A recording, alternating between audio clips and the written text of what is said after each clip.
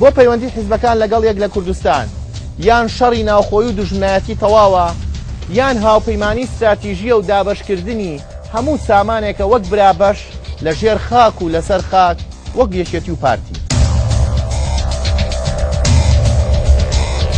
بۆ پەیوەندەکان لە هەموو خاڵ و داواکاریەکاندا حیزبەکان وەکو یەک دەبن و وەکو یەک بڕیار دەدەن یان لە پڕدا دەبنە نەیار و دژی یەک دەبن وەک ئۆپۆزیسیۆنەکەی جاران.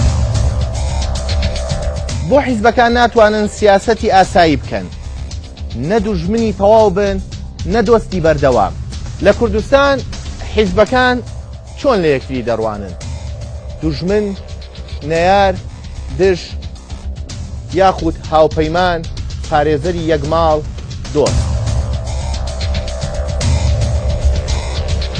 ئەم سیاسەتکردنە سیاسەتکردنێکی دروستە لە پەیوەندیدا یاخود پڕە لە کەم و کوردی خۆیان بڕیار دەدەن.